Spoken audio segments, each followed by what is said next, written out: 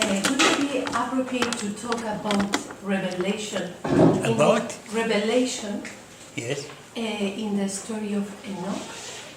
And, yes, sure. And a story of Hanoch here. What word Hanoch? Hanoch is found everywhere. No, here In the Zohar. In the text, yes, yes. In the text of the Zohar, what we have, Sheikh didn't have the time to explain. We have an accumulation of light. That was written there. Meaning, he was behaving nicely, so he received more and more light. And in a certain moment, the light was so powerful that he was attracted on high. Now, what is this light? In Aramaic, is the hero.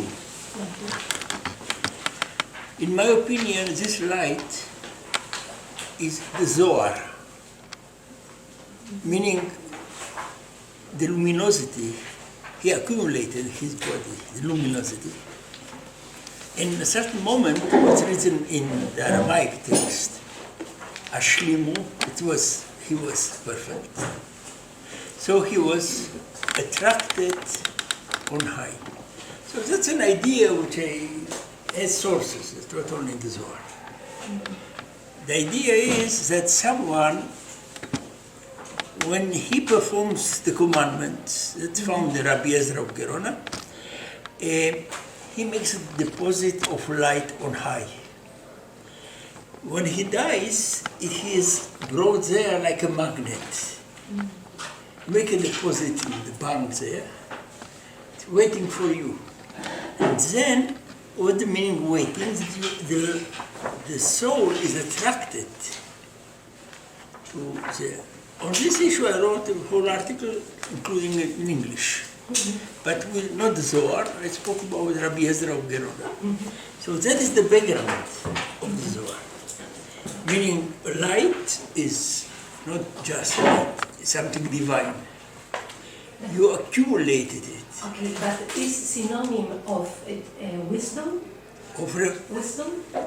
Look, revelation has many, many meanings. Our assumption is you are asking if there is a verbal revelation. That's your question. Not revelation. Because revelation to see God is also a revelation. But it's not a verbal revelation. That's something that in Christian you have beatitude, which is to see God all the time, which is some form of revelation of the divinity.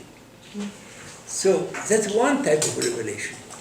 There are revelations which are intellectual. You receive a message which is intellectual, and then you translate it in words. That's Avraham Abulaf, which is another type. Abulaf doesn't believe you can see God. He didn't believe that you can ascend. Everything is happening here. So his revelation is different. It's intellectual, which becomes linguistic. It's transformed. For sure, there are revelations which are verbal, totally verbal. We speak tomorrow a little bit about something like that. The whole literature, thousands of pages of God speaking to a Kabbalist. And he writes down. We have something like more than 1,000 pages, but there was much more. There was maybe several thousand pages. There, God is speaking all the time.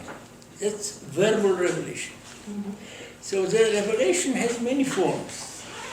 Enoch, in the books of Enoch, he has some form of revelation, verbal. In the book of the Zohar,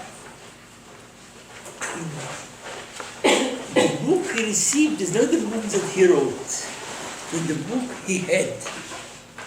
So there was a revelation maybe to Adam, that he gave to Adam the book, and he forgot the book in the paradise. So Enoch didn't write the book, but he had the book, which is a verbal revelation.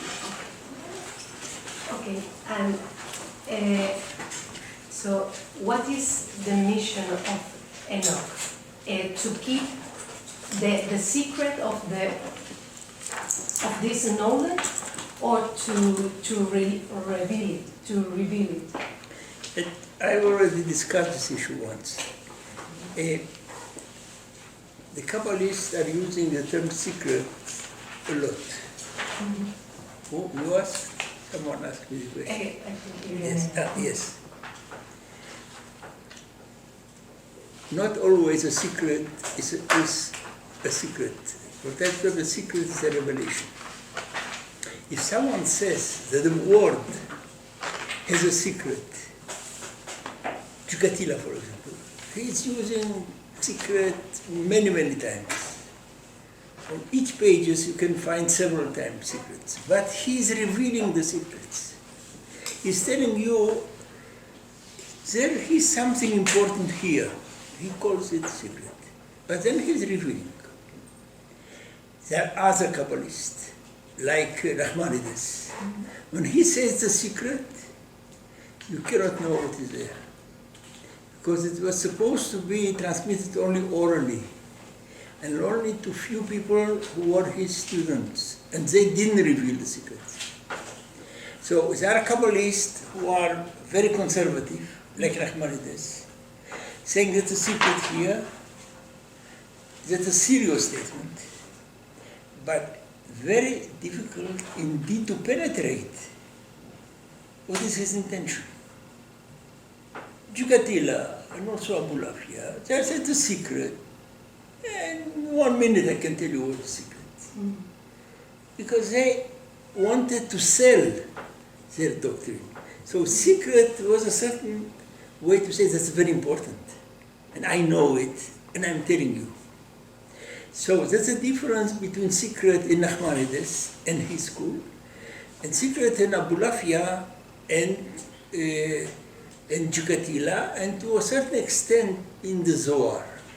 But in the Zohar there is something which is not exactly following the other Kabbalists. Because the term sod, or in the Zohar, raza, which is an Aramaic term for sod, can be translated from time to time not as secret, but as mystery. So that's a big difference when you say secret or you say mystery. When you say secret is, I know it, I don't want to tell you. If I would like to tell you, I can tell you. It's no problem.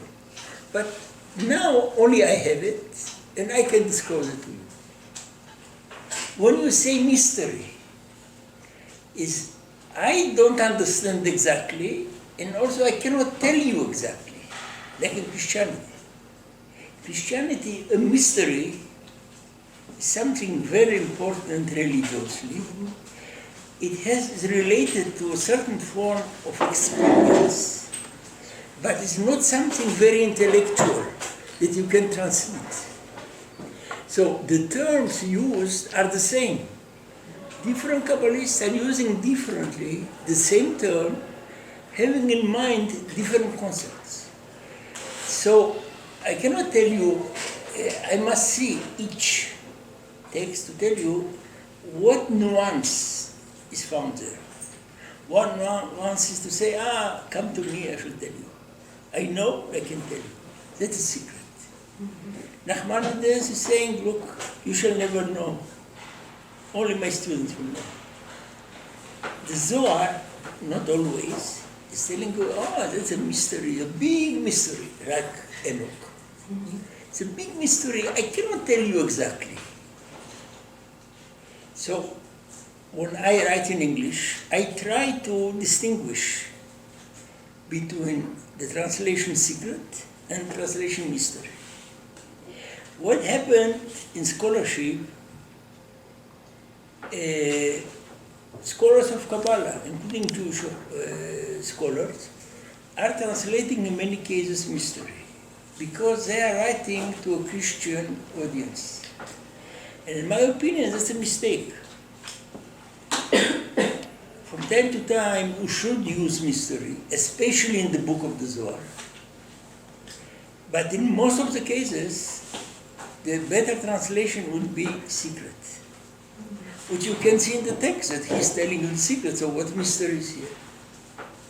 So, it's not a simple, that's a simple answer. I mean, there are different nuances, depending on the context, depending on the Kabbalist. Because some Kabbalists can undergo some form of change in mind and become more mysterious. Because the Kabbalists were very dynamic. The fact that sometime he is speaking about secret doesn't mean that later on he cannot speak about mysteries. The same Kabbalist. So, no, that's fine. No, I didn't start. That's just... So, you understand? That's what I attempt to tell you by the term variety.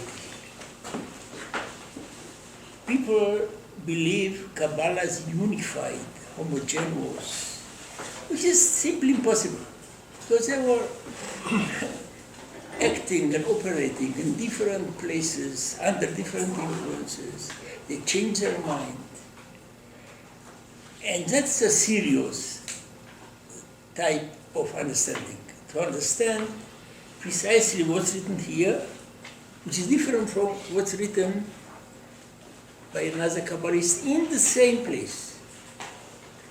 Because there was no one who was able to impose a certain terminology.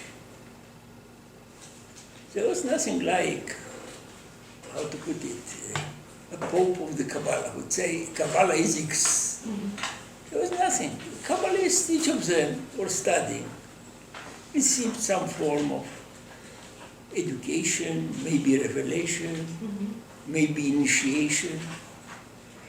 And he did with this what he could. So I know that's a very, how to put it, complex story to teach in such a way. But that's what I'm teaching all my life, for good or for bad. That, like philosophy, you cannot say philosophy, what is form in philosophy? You will say a form or in Plato or in Aristotle. It's two different issues. So the answer, you cannot give an answer what is form. It depends who is saying it. So that's also in Kabbalah. It depends. Well, there were independent people who were not controlled by anyone and changed their mind. Some of them were very idiosyncratic.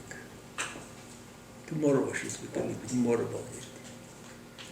Very idiosyncratic, I mean, by any standard. So a real history is to see first the difference and then to write the history. You cannot write the history before you understand the changes. I hope that answer your question. It's not a simple answer, but that is the way I'm looking at. There are other scholars who believe that Kabbalah was a little bit more unified. For example, Scholem, who was the greatest scholar of Kabbalah, he knew that there are differences, but he didn't deal with them too much. He believed that Kabbalah had an history, one history going from the beginning up to today. Would someone ask him, look, are they unified? He say, no, for sure not. But he is writing as if there is something like that, what they call unilineal. It's one line with differences, but it's going all the time teleologically up to us. We are, in fact, for sure, a descendant of Shabtai Tzvi or of Kabbalah. So this is teleological. You cannot work with variety if you are teleological, because there's one direction, but there's one important direction. So my assumption is that all the time, Kabbalah, doesn't matter where, was variegated. that was in Catalonia already, for sure in Castile, that was in Safed, and wherever, including Hasidis, there is a variety. And there is no reason not to see it. So I don't have an history of one line. It's impossible to write. From this point of view, what I'm doing is less relevant to Jewish history. Sholem wanted to give the sense of Jewish history. Kabbalah was the motor of Jewish history. And he wanted to show how. My assumption is that Kabbalah was not the motor of Jewish history. The Kabbalah is more important, more or less, in different places. In Jewish history, if at all there is one motor, it's not related to Kabbalah. That is, how to put it, wishful thinking of a scholar. That he has the clue of the history. That is actually the message of Sholem. I came here, you don't understand Judaism, you don't understand the history of Judaism, you don't understand Kabbalah. And I shall show you how Kabbalah actually explains the whole history up to Zionism. That is teleological. Looking backward and seeing what I know, that is the clue. So my approach is different. I don't have a grandiose project to explain Judaism. I speak all the time about differences. For sure, there are more important Kabbalists, there are less important Kabbalists, more important schools and less important schools, there's no doubt. But none of them were the motor. What is the motor of Jewish history? That is, if there is something like that, it's a mystery for me. I don't know. Maybe I don't believe in one motor.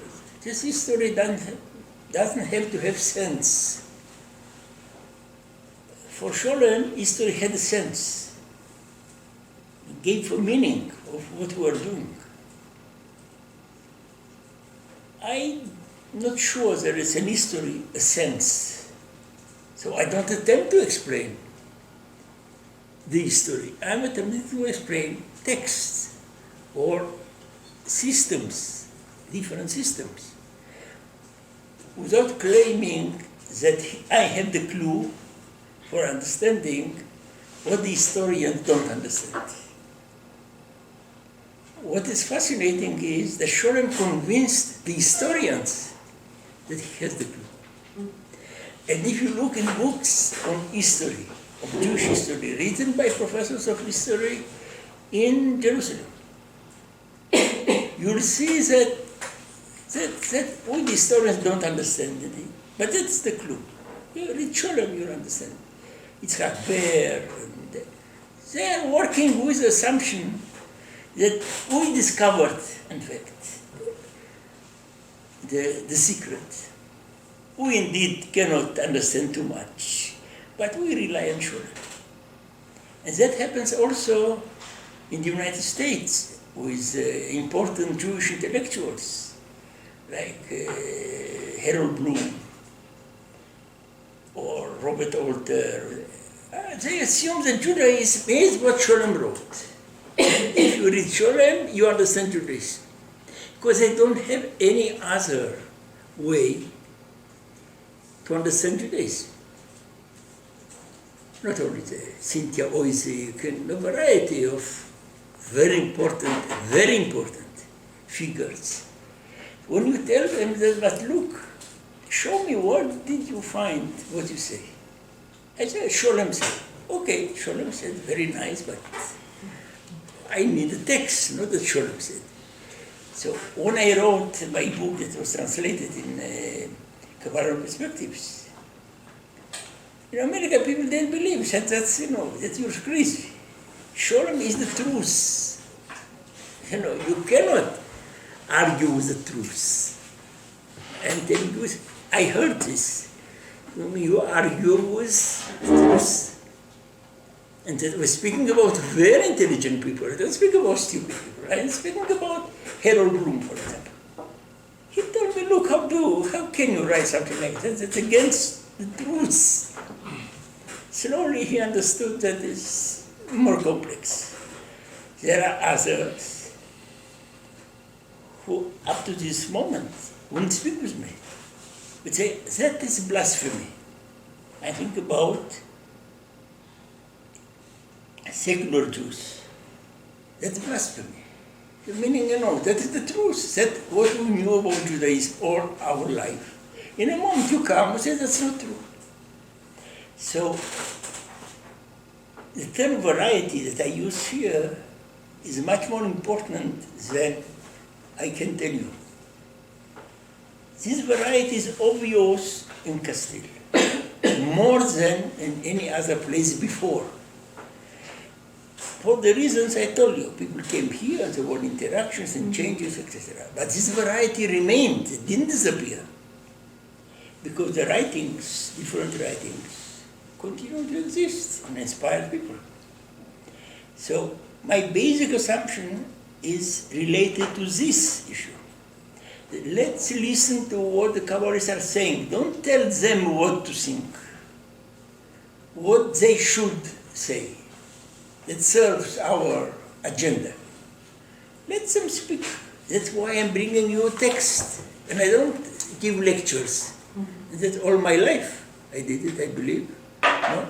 All my life. When I spoke, I brought the text. Maybe I misunderstand the text. Fine. Who can argue about it? But if you don't bring text, maybe it's your invention.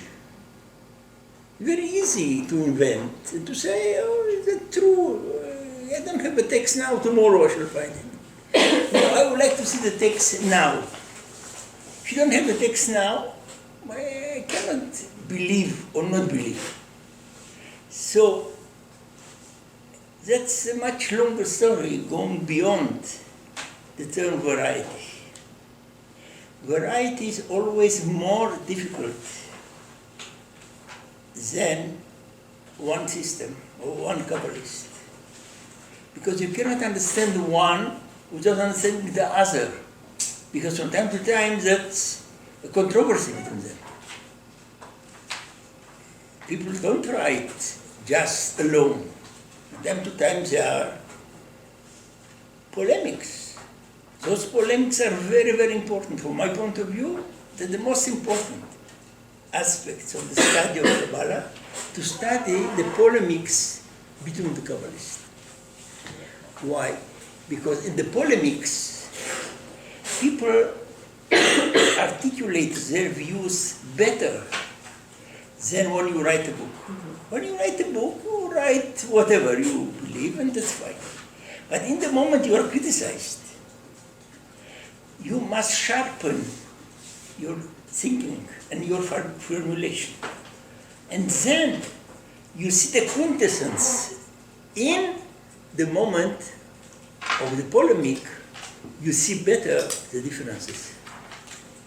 So one way to study Kabbalah is to study the different polemics between Kabbalists. I don't speak about others. Others is another story. Also good to study. But for me, to study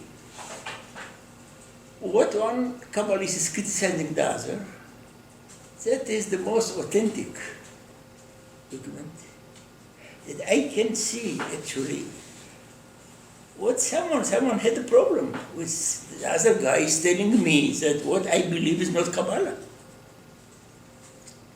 So someone has to answer, and this answer is extremely important for understanding. And there are several sharp controversies which were not studied. Because if you believe there is a one Kabbalah, so okay, there is some divergences there, doesn't matter too much. But if you believe there's a variety, you can say, oh, look, let's see, where is he coming from? Why is he attacking him? What is his answer? And then you see better the system. And another course, or class would be clashes between Kabbalists. So I can show, I don't have the time today or tomorrow, clashes between different views in the book of the Zohar, the same book, on the same topic. Because what do you mean a book? A book you start to write, it takes some time, I don't know how. It can take a month, it can take half a year. In most of the cases, people forgot what they wrote in one place. And they return to it and write something different. It happens to everyone, not only the Kabbalists. That is to understand, to see that actually he changed his mind without understanding that he changed his mind. That is the finest understanding. Not to say, I know what Castile thought. That's not a big deal. But if you see that sometime he wrote something and then he changed his view. Then you see his mind. Not the dogma, and not the agenda, and not the system. But you see how something happened and he forgot. And then he gives you another answer to the same problem in the same book. I don't speak about two different books. That's very easy. Castile has many books. Each book has another system. That's very easy. So, variety is not by chance part of the title. I don't know how much I can exemplify it here. But I would say in all my writings, that's what I attempt to say. Look to Kabbalah as you study philosophy, as you study art. No one was going to say what is art. Depends. Changes with the time, with the artist. And also it's the case of philosophy, or doesn't matter, magic, or whatever. Kabbalah should be studied in such a way. That's normal, that's human. And how to put it, there's a certain influence coming from Christianity to say, what is important is the theology. If you know the theology, everything else is less important. That is true when you read the books of Thomas Aquinas, and also in Christianity there are different views. But there is something in common. This something in common is the belief that you have a final answer in theology, because that's the most important issue. Then scholars of Kabbalah took over this theology and wrote studies, which I can show you, the table of content. What is Ein Sof? What is Ten Sfirot? What is angels? That's theology. My assumption is that we should go inverse, meaning, let's start with what the Kabbalists do. That is sure that we can know what they're doing, the rituals, or the techniques.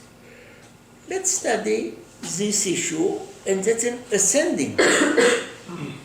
Meaning, then I shall see what's the revelation, whatever happens after he did something. And I don't have to come with a theology and to tell the Kabbalist that that is theology. That's why you see everywhere the Ten Sfirot, true. A Kabbalist won't start with something like that. In this genre that I mentioned, the rationals from the commandments, it's dealing with certain rituals, ritual after ritual after ritual. We should study this genre first. And not say, we know the Ten Sfirot. That is accepted by everyone. Let's see what he did with it. So, as I told you, on one page, you see two. But if you read more manuscripts, you see 100. So what scheme did you start with? We don't know. So you must study all of them in order to approximate, maybe in his mind he has one of those schemes. But my assumption is, let's start with what he's saying that he's doing. Theologies change, even in the same person. I can show the same Kabbalist has more than one theology. Think about important Kabbalists, maybe among the most important Kabbalists. Cordovero, Chaim Vital, big Kabbalist. You read there in a book that I shall publish sometime on Cordovero. I made a list how many theologies he had. I don't remember the number, some 10, 12 theologies, that he's working with them in different ways. But I cannot tell you what is his theology, it depends where and when. But if you look in scholarship, the title of the first book on the theology of Moshe Cordovero. The whole book dealing with it, as if that is most important. So you don't see the differences. You don't see the meaning of the differences. Because you cannot speak about theologies. Sound. So and that's also the case of Chaim Vital, which is quite normal. They didn't see anything. They couldn't show anything to anyone. They could change their mind without any problem. No one will ask them, look, you wrote a book on theology, what happened to you? So I can easily show about the great Kabbalists. Now the smaller one are less important because they didn't write too much. So maybe they changed their mind, but we don't have documents. But the big Kabbalists who wrote thousands of pages, we can document what happened to them. We know that Chaim Vital was the student of Cordovero. After 1 year, he became the student of Luria. So what is the theology of Chaim Vital? Cordovero or Luria? Chaim Vital, after Luria died, he remained faithful to Luria, or he changed his mind, for example. And that can be shown. Or other issues that for sure. Luria told him not to use magic. Forbidden. What can we do? We have a whole book of magic written by Chaim Vital. And saying, look, this recipe I tried and it worked. Not only he wrote a book. He said that I tried and it works. Others apparently didn't work. So he doesn't say something like that. That after his most important master told him not to use magic, he wrote a whole book. So this flexibility is very, very important because that is reflecting something found already in the Bible, which you have a variety of theologies in the Bible. Chapter 1 of the Bible, Genesis, and chapter 2 are different. From the very beginning, you just start to read, you see that different. That's found in Talmudic literature, which is based on controversies all the time. That is Midrashic literature when you have different explanations of the same verse on the same page. The Kabbalists, in a way, they are part of this trend in Judaism not to freeze something. Tell I know the final answer. But that's a process. It's a term which I don't attempt to use because it's misleading will be process theology. It's a term found in modern theology, but I don't use it because they are also theologians. We should look into the variety. In this book on Kabbalah perspectives, I made a very short exercise. the Sphirot are X, and then Y, and then Z, without any problem. I could expand it to volumes. That is the reason the third variety is found in the text, in the title. But I cannot deal with it too much. But if you are going to read what is published in Spain, which is rather accidental, you're going to see that I am using all the time different models, different schools, different centers, different trajectories, which for me that is the fascinating part. To see something that people didn't see. And how something changed when it moved from Spain to Safed. The same text didn't remain the same. It became different, well adopted in Safed. When it moved from Safed to Italy, it changed again, because Italy was another culture. When it moved from Italy to Poland, to the north, changed again, because people didn't know there the philosophy of the Renaissance. They couldn't understand what's written there. So they, that is the great fun in studying Kabbalah, that you can see the way of thinking that is changing. Not the answer. The answer is not important, because it's changing in any case. But to see the transformation. What happened to an idea found in Safed? Our assumption is that's Kabbalah in Safed. You can see everywhere. Kabbalah in Safed. There's one Kabbalah. Who knows how many Kabbalah was there? For example, that's quite obvious. But people would say, the Kabbalah in Safed. What do they mean Kabbalah in Safed? Well, many Kabbalists, each of them had something different, including the two most important Kabbalists differ. So there's no Kabbalah in Safed. There are many forms of Kabbalah. And then you start to ask the question, why? Then you may have an answer if you ask the right question. For example, Cordovero make a list of the name of his students. You see that most of them are from Italy, by name. Vitale, Calabrese, Galante, Moses of Juda Romano. So what happened to them? Why did they came there? So there was Kabbalah in Italy, Christian Kabbalah, and also, no, they wanted another Kabbalah. So they came to Safed, but they brought to Safed what they knew in Italy.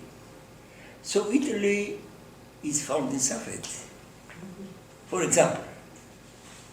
So that was considered to be non-existent. Safed, that's another logic. That is Kabbalist, Spanish Kabbalist, creating in Safed, and we know the answer.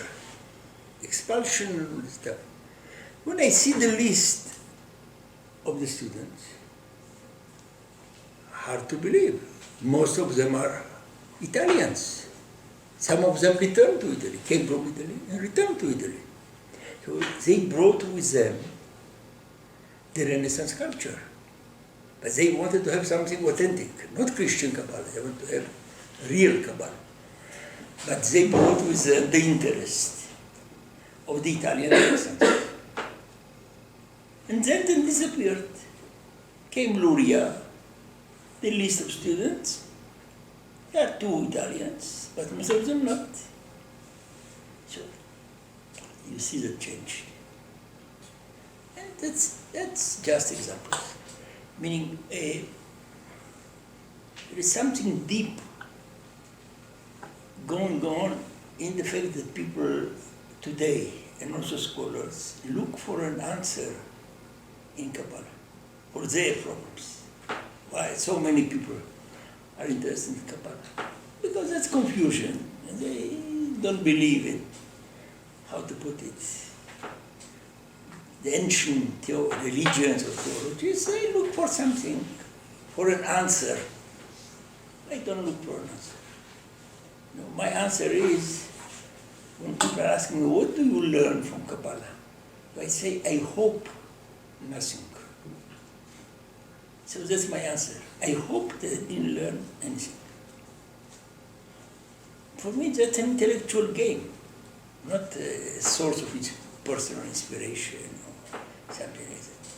People are looking for inspiration, or receive a revelation. I believe it's better to deal with other mesmerism, maybe. People are coming with their question and imposing their question on Kabbalah, what they need. They're extracting from Kabbalah what they need. I don't need Kabbalah for my personal whatever. And that's why I'm free to say that there's a contradiction, there is a change, there's no problem from my point of view. I hope I answered your question. Any other question? Because I have the feeling that you understand too well. I do have a question, but I would also like to hear the class today. I'm afraid that maybe my question will be too complicated to answer in a short way. So maybe if you want, I can answer the ask question. you. I should decide. Right. Okay. Well, you were talking about controversies, Yes. and there is this whole course. I have wondered something. In some of your texts, you talk about the influence of the man into God. Of man of God, yes. Yeah. Theology, what they call it. Yeah. Yes. And I come from a Christian perspective, Yes. and in Christianity, that would be absolutely crazy to think that the man I know. influences on God. I know. So I wonder if there was someone in Judaism protesting against the Kabbalah Against this, Yeah. the theology. I mean in Sure. Judaism. Sure. Meaning, Jews didn't agree actually on anything. And there were even Kabbalists who were uneasy with it. But there were rabbis who were anti-Kabbalist and wrote against Kabbalah. And they choose this issue to say, look, how can you speak that by your prayer you change God? That cannot be. The Kabbalists, like Cordovero, but let's say 80% of the Kabbalists who say we can change, but in different ways. They don't agree about it. But this change is conceived to be possible. Came a very important rabbi in Venice, the end of the 16th century, Leone Hebreo, Juda of Modena, and said, no, that is heresy. The Kabbalists are heretical. And he knew that people will ask him, so why do you pray if you cannot change God? So what he did something simply incredible. He copied a text found in Christian mysticism and didn't say that Christian mysticism, and attempted to explain how prayer works. He didn't say, and said, look, I have an answer, I can show you. What is the answer? If you imagine a boat found on a river, when you would like to come closer to the river, you use some form of, how to put it, to bring yourself closer there. So there are two perspectives. The boat is going toward a certain place, or that place comes to you. You say that's an illusion, the place didn't come to you. You are going there. So what is prayer? Prayer is, I am going to God. I don't change God. He didn't have an answer in Judaism. So he took it from a book of Pseudo Dionysius, who had a huge impact, and he copied it verbatim. That's no doubt. Verbatim. Now came a Kabbalist. They attempted to find the source. They couldn't find the source. said, that's a very interesting answer, but I don't know the source. So that is an example. There were moments of rejection. However, if you look, so why something like that was not excommunicated in Judaism? It was never excommunicated. Because it has to do with the mythology of the Torah. The Torah is able to explain to you everything, including the fact that by the ritual I'm changing God. Because that is the most powerful explanation possible. Because if I don't do it, God is missing something, my energy. By doing the commandments, I transmit the energy. God needs it. And that remained very important up to today, in Orthodoxy today. Today, meaning a French scholar, Charles Mopsik, wrote a big book, Le Grand Texte de la Kabbalah, dealing solely with theology. What happened? Someone from Mea Shearim, the most orthodox part of Jewish life, wrote a critique. What was the critique? You claim that only here it is important, so you don't see that Judaism is theology. That was published, but only in a, how to put it, in a shorter way. I have the lengthy exchange. This guy saying, what do you say? You say only the Kabbalists have theology. I mean, other Jews don't. And that he attacked him on this issue.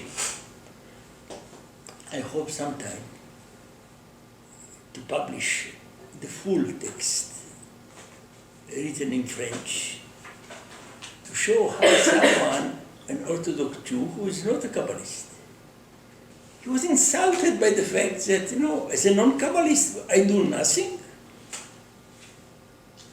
So to give you that an example of, and there are also other controversies with my colleagues in my department who say, look, that's crazy. So there was an exchange, not between me, and that was published. I hope to show the idea of the controversy on this issue, to see how in the controversy things are sharpened and very easy to understand. I hope to. I have all the documents at home, meaning the full versions of the discussions, etc. There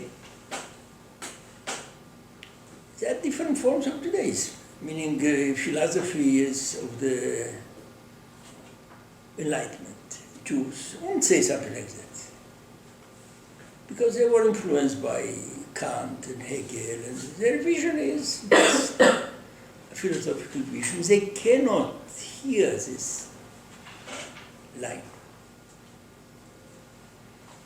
They don't polemize with it, but their theology is what is studied all over the world today. Rosenzweig and Walter Benjamin and Scholle and Hermann Cohen, they're the great figures. Nothing about it. Because they would like to be like the enlightened elite. We have also our theology, which is not terribly different.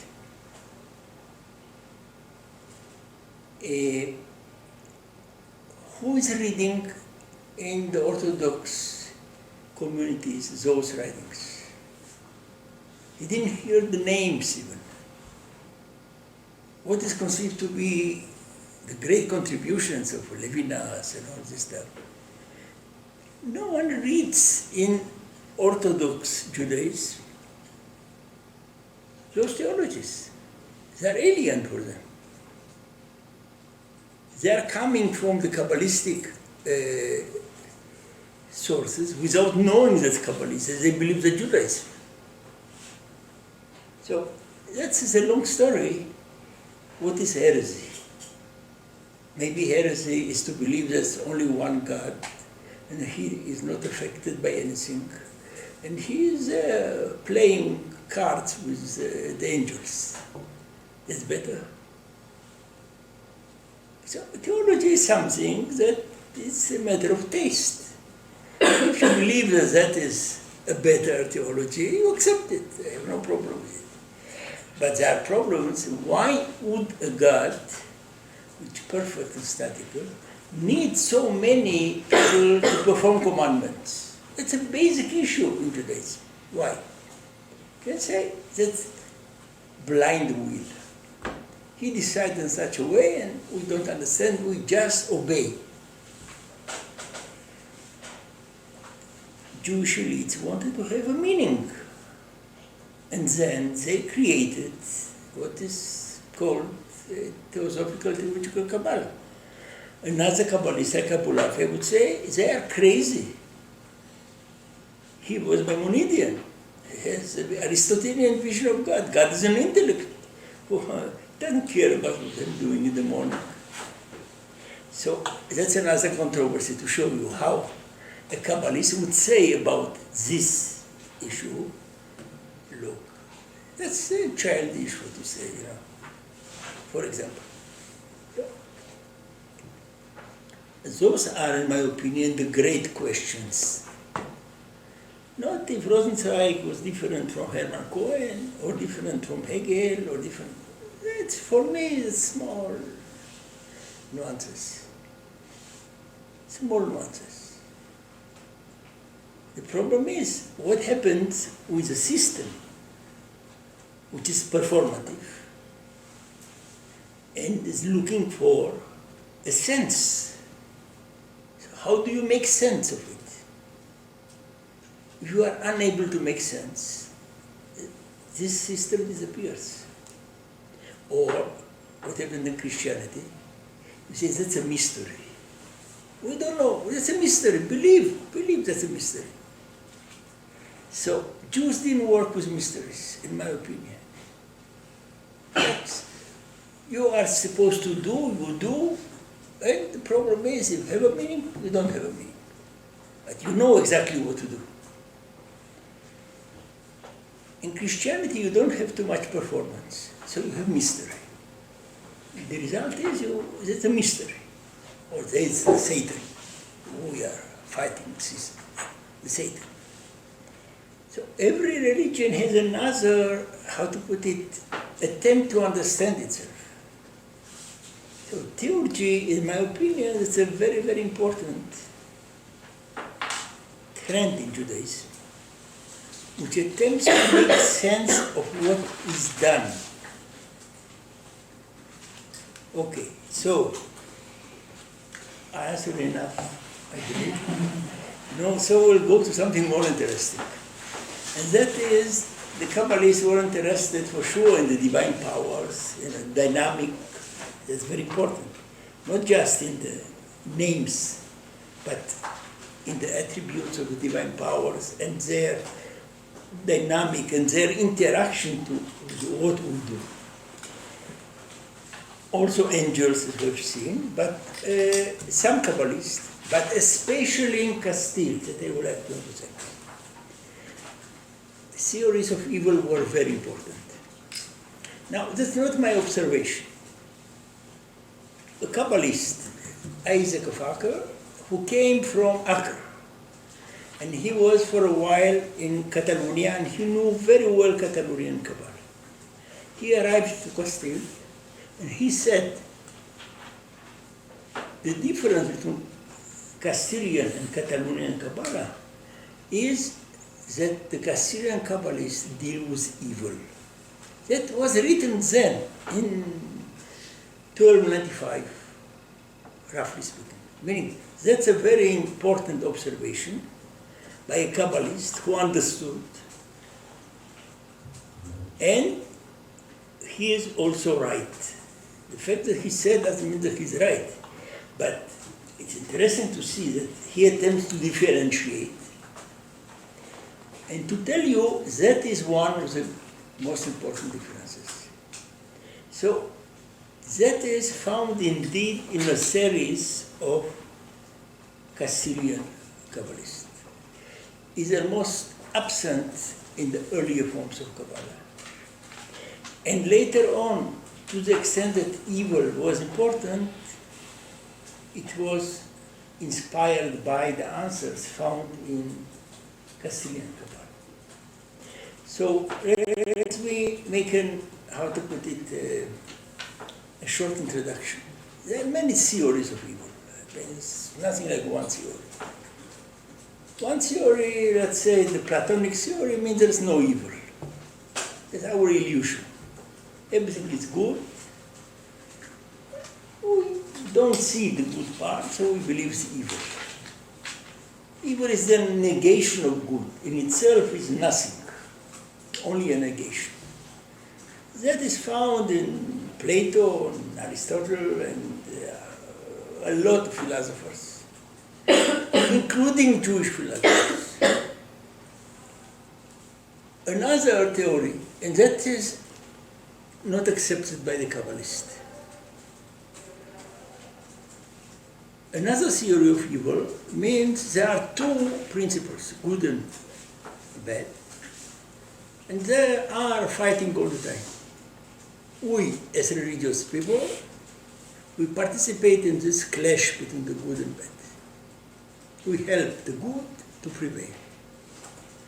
That is called the dualistic vision, which is found in Zoroastrian literature, what is even more important, in Gnostic literature, that's a major issue. The world is, in fact, an arena of struggles between two different powers, and that is based on a dualistic vision of reality. Reality and divinity is not one, but two, and those two are antagonistic, and we are playing a role in this struggle. Whoever is doing good is enhancing the good, and evil is enhancing the evil. That is not especially monotheistic. So the problem is, could the Kabbalists accept something like that? Scholars of Kabbalah said, yes, it's an influence, but there was some transformation. There is a third theory of evil that is concerning us here, and that is what we are going to read. The theory which assumes there are two different powers, it's true. But there is something higher, what is called a monotheistic God. And from him, good and bad were emanated. Meaning, it's not dualistic, it's monotheistic. But a monotheistic issue is manifested here in two different ways. So, this theory is found in some form of heretical Zoroastrianism. The Zoroastrianism is dualist, but there were some people who say, look, there is a higher system, higher God named Zurvan, who is the source of the two other deities, which is a monotheism, which is comprising also dualism. That was conceived to be an heresy in Zoroastrianism. This form of religion didn't disappear, and it is known to a variety of sources, inter alia also by Jews in ancient time. If someone knows where it can be?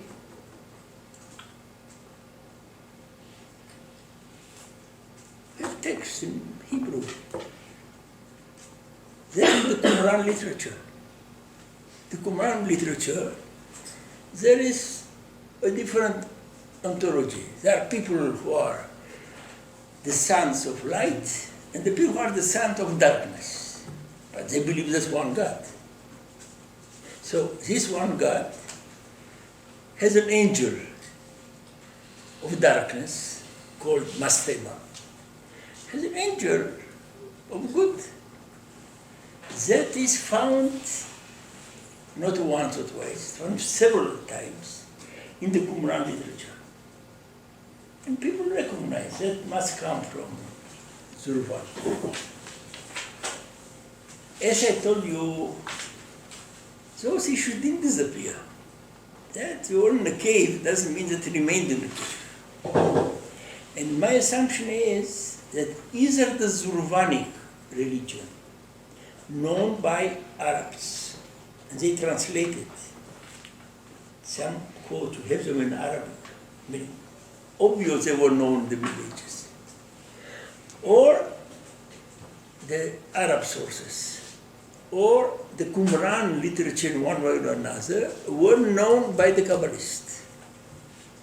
And the Kabbalists started a certain way of thinking in what I call subordinated symmetry.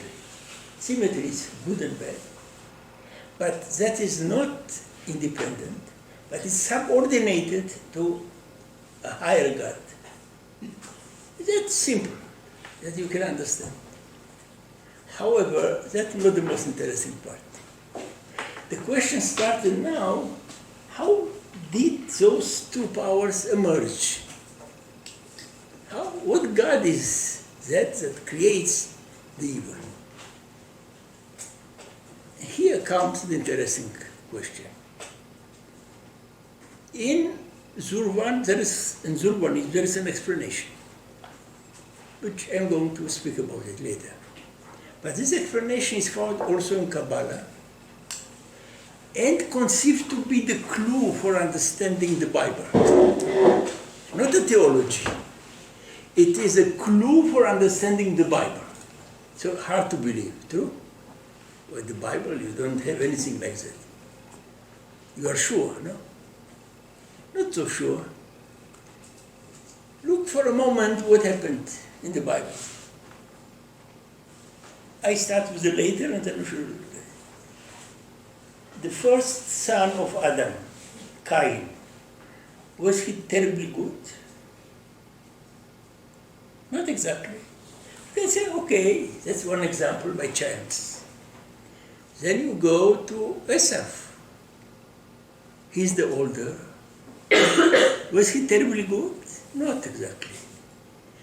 So if you look in the Bible, you have a list. That from one father, two sons are coming, and always the bad one is the first. And they are bringing, so out of the blue you look and you see why. That's a way, a special way to understand the Bible. I don't say it's a good way or a real way. I'm speaking about how a principle which is found outside can be interiorized by using biblical proof text. And you see in a moment that the Kabbalists had a very special ingenuity of interpretation. Because I am sure none of you ever thought about it, that in the Bible, the bad is before the good. I'm sure that no one paid attention to something like that. I don't say it's a principle of the Bible, but in a certain moment, when you know this principle, that good and bad appear, but the bad one, the evil one is first. So you can say, why is he first?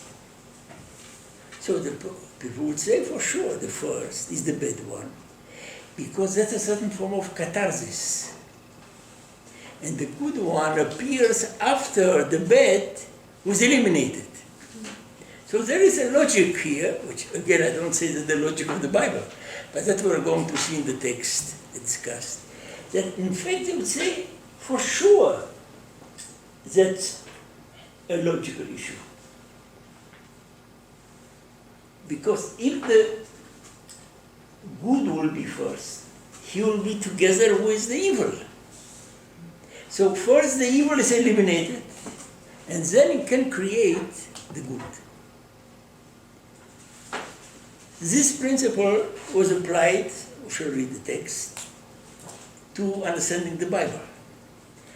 But then they discovered a lot of other domains where it works. You can say, look, let's look outside. It is true that first the shell appears before the fruit. The fruit comes later. First, the shell of a fruit appears. Why? Because the fruit must be guarded by, defended. And the shell appears first only in order to protect the fruit. For example, or you have some grain. In order to have pure grain, you must eliminate a part of it is root. So you eliminate first, you don't consume pure grain. So the Kabbalah started to describe a system which is monotheistic and nevertheless allows to evil to appear before the good in order to purify and to be able to create a good world. So what is here, how to put it, paradoxical. You must eliminate first the bad in order to have the good. Because otherwise they are mixed. So that is the theory I would like to read with you text. So I have many texts. What I brought here, that's small, The number of texts are hundreds. Unfortunately, there is no English or Spanish translation. They wrote a whole book only about this issue. That is found in your bibliography, but it's only in Italian. So this principle started in Castile, as far as we know. The discussion of evil before good, certain catharsis, and that is, we shall see some examples, that is creating a certain vision which emphasizes the priority of evil, but only in order to claim that the world is good. That is, was only in order to create a good world. And I shall read with you some few texts here. All the texts I'm acquainted with, the first text, are found in Castile, in the book of the Zohar, but also in other Kabbalists, some of them anonymous. And then they entered Kabbalah, and that became very, very important in Safedian Kabbalah. The most important theory that for sure you heard in one way or another, found in Safed. By Isaac Luria, there was a tzimtzum, God retreated from a certain place. What happened after he retreated? After this evacuation of a place, he pushed out for himself the evil, and then he started to create. So that is the basic issue in Luriani Kabbalah, but that's not the invention of Luria against the expulsion from Spain. But that is a continuation of many, many texts. For sure he knew a great part of it, which can be dated late 13th, early 14th century Castile, and afterwards there is a flood.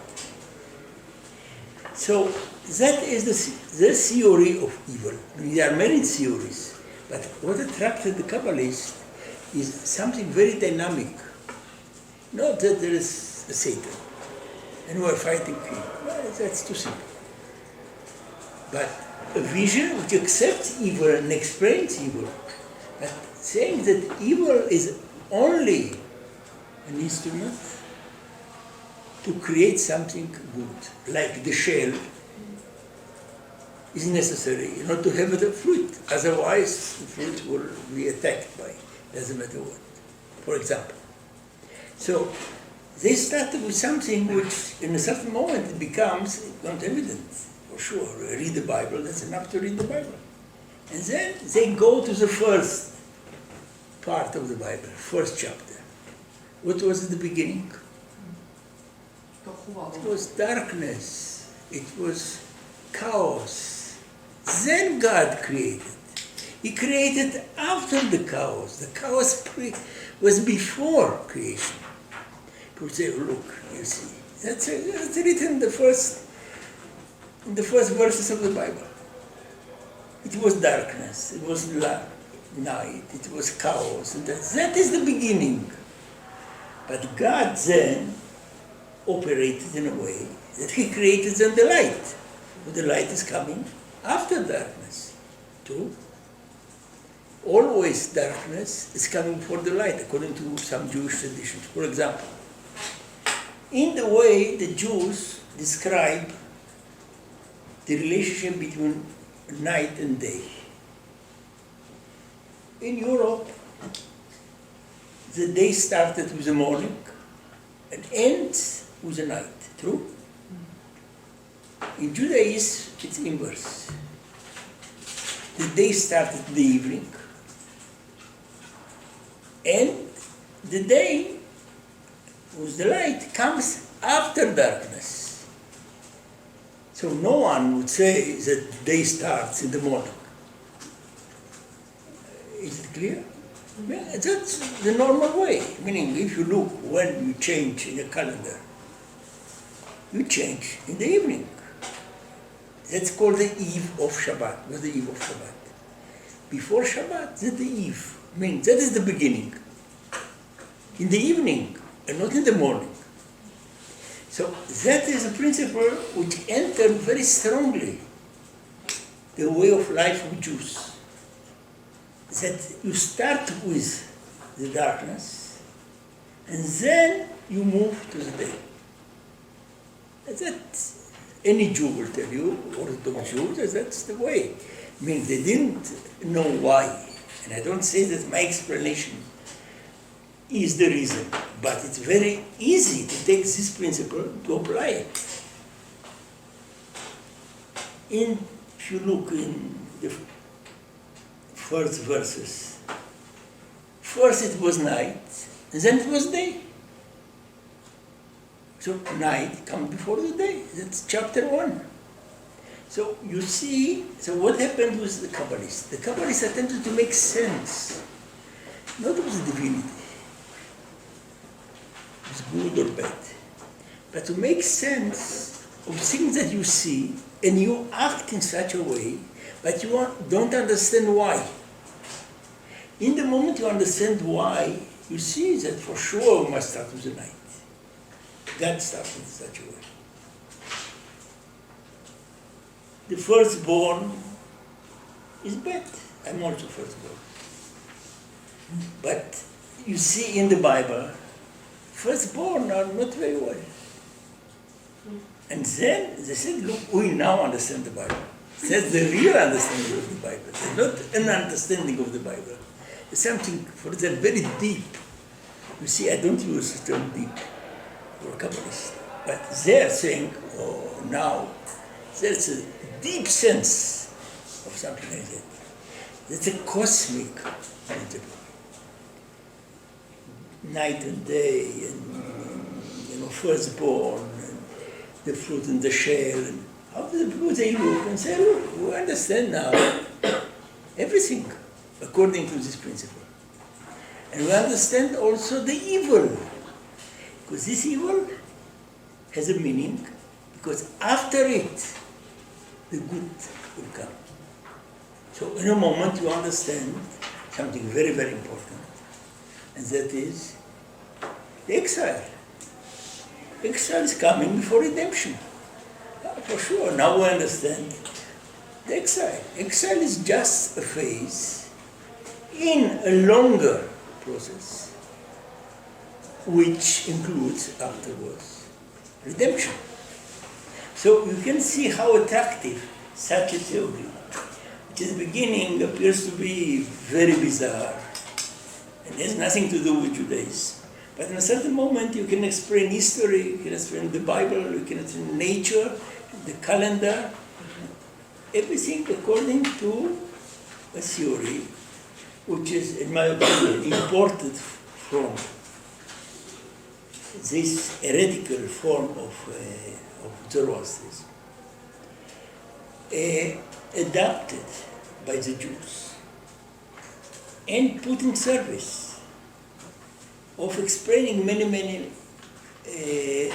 things. So let me read one of two texts, because otherwise it's very nice what I said, but maybe I invented it.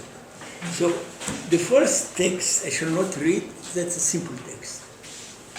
Isaac of Acre, someone born in Acre, but he wrote it in Castile. What he's saying, look to a flower, you'll see in the flower. There are negative aspects in the flower and also positive aspects, because the negative aspects are defending. So he is claiming, look, I just contemplated a flower, I have seen this principle. So I don't want to read it because we don't have too much time. I shall read 2 or 3 other shorter citations, which all of them, even those that are anonymous, for reasons I cannot enter here, are Castilian. So in a manuscript found in Bibliothèque Nationale in Paris, anonymous, I have some idea who maybe wrote it, but that's less important. The power of impurity, so out of the blue, another topic emerges. In Judaism, purity and impurity are terribly important. So the question is, why is impurity? That is very important in Jewish writings, from the Bible up to today. But the power of impurity has been emanated before the power of purity, because first the refuse has been discerned, and then the power of purity had emerged. So that's a principle that explains now a lot of issues in Jewish halakha. What is this impurity? The impurity should be eliminated, and then the purity emerges. And thus it is written in the Proverbs, read silvers of it dross. That is true. Silver or gold had impurities there. If you don't remove it, you don't see the gold or the silver. So you say, look, that's written in the Bible. Read silver with dross. Then it may go to the silver bits. This removal is part of metallurgy. Everyone can see that you don't find gold, you don't find silver, you find only a mixture. So what do? You remove, and then you have the good. And so it is the case of Cain and Abel. You see how this principle is for sure explaining the Bible. Cain emerged first from the refuse, from the left side, because that's for sure left and right. And only then Abel from the side of Chesed. And this is also the case of Esau and Jacob. Now, how can you argue after you read something like that? That gives you, actually, an explanation for halakha, pure and impure, metallurgical, biblical texts. All of them are cooperating in showing you that this principle is a general principle. And it is said that Esau emerged from the fields of gold, like not to enter in here. It is this why Isaac was fond of Esau, because the latter was from the sediment of wine. That's, again, in the wine, another very important simile. Very important, because it had an impact on Uriani Kabbalah. If you take the water, and you put it in a glass for a long period. What's going to happen?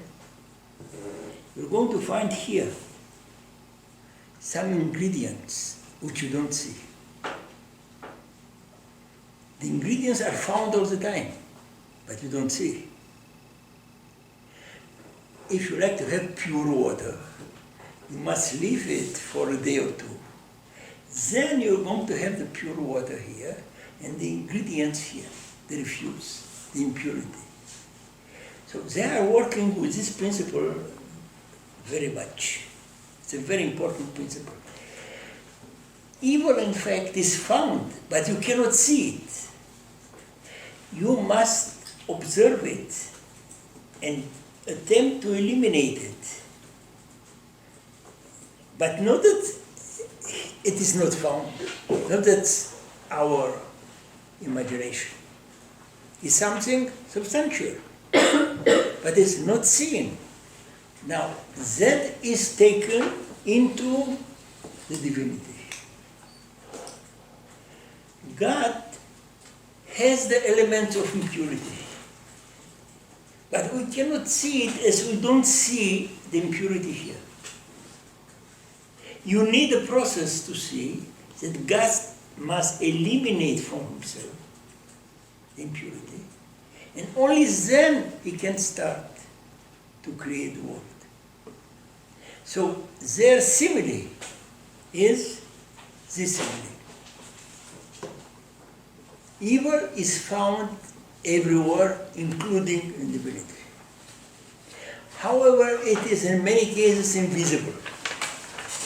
And we must observe and use this principle of evil is before good in order to understand divinity, the creation of divine powers, metallurgy, or whatever.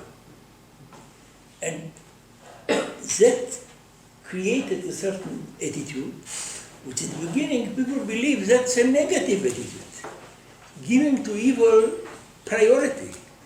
But in fact, despite the priority, it is creating the condition for a good world in which evil is not mixed with good. It is eliminated. Is it clear? I believe it's not very difficult. But it's a little bit shocking if you think in such a way. Because I don't believe that the Bible was acquainted with the Zurvanic. That's not proven, something like that. But as you remember, I use the term ingenuity. I mean, good principle. The problem is how to prove the principle. You heard something from a Zurvan guy. Very interesting. What do you do with it? It seems to be alien. But if you have the power of interpretation, you start to read the text on the basis of this. You see, out of the blue, that makes very good sense. That shows that the Bible was written on the basis of cosmic principles.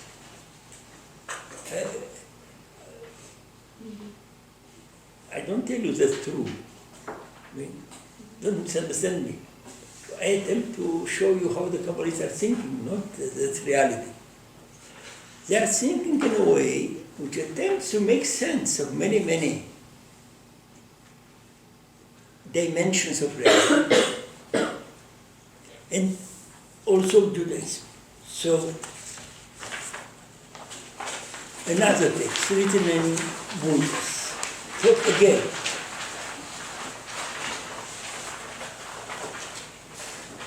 as you know, Burgos, Castile.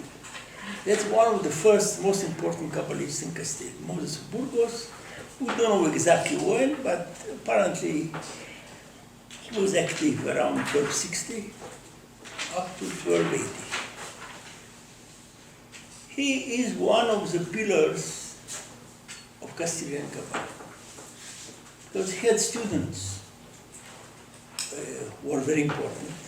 like Todros Ben Yosef Halevi Abulavia, who was maybe the major Jewish figure in Castile in the 80s and 90s.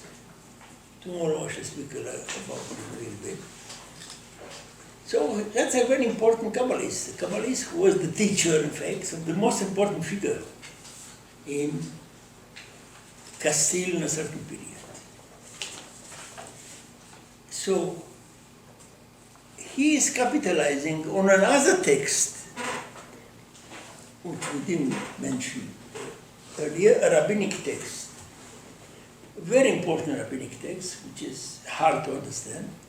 And what's written in this rabbinic text is something like that. Maybe one of the most important rabbis in the history of rabbinic literature, named Rabbi Akiva, was executed by the Romans. And the question is, look, that's the most important figure that studies the Torah and he enhanced the Torah. And look what happens. Rabbis don't have an answer for it. They are using a formula which appears from time to time in rabbinic literature. It is so that it is ascended in the divine thought. Meaning, don't ask questions. That is a divine decree that we don't understand.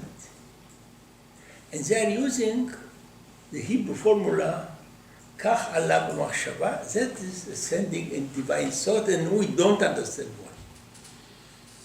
So the rabbis don't have an explanation, but the Kabbalists gave an explanation. So Moses of Burgos, but that is found also in later Kabbalists in many, many cases, like Angelet, for example. And when it ascended or occurred in his knowledge and his pure thought to innovate the holy and pure existence, the foundation of good and the pillar of perfection, to emanate the influx of his splendor, you see, God had very, very good intentions. Splendor, perfection, everything. Since it is good to establish the world on the existence of good order and appropriate building, that it is worthwhile to subsist in a perfect way, it ascended in his divine, pure will to innovate existence in the very absolute, wondrous order that is alien to the explanation of the mind of all. Meaning, normally you don't understand something like that. God has very good intention, and he wants to do something very good, but those who possess the reliable wisdom and hidden wisdom, they know that general existence cannot subsist but if the existence that is benevolent and pernicious are found. Meaning God, with all his power, cannot create something that's going to subsist if there's nothing negative. The negativity is a dimension of existence, not a negation like Plato. But actually, without the negative, perfect creation cannot subsist. So, at the beginning of his thinking of God, to create the perfect, he had to think about the negative. Because otherwise, everything will be very ideal, but will disappear. So why it will disappear according to the logic of the Kabbalists? Because then the negative will come and destroy it. In order to prevent something like that, you must first think about the negative, and then to create the perfect world. So they would say, God is a very intelligent architect, he knows that if you do something very, very nice, it's going to disappear by an earthquake. So let's think about the earthquake before and then build. If you think in such a way, it's going to subsist. If you don't think about the earthquake, so okay, for a while, the building can subsist, but it's not going to resist. So what you would find here is in the pure thought of God,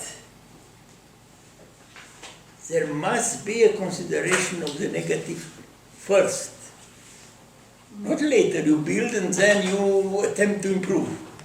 No, you must start with thinking about what would be the negative that can destroy the ideal, and then you start to build.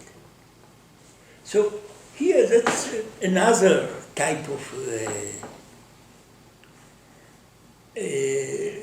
how to put it, of thinking. And then he brings a lot of biblical proof text. God has made one as well as the other. In a moment, Ecclesiastes is telling you, oh, God did everything, good and bad. So you see, it's a very nice proof text. It's written in Ecclesiastes that God created evil. Not written evil, it's one and the other, but they understood in such a way.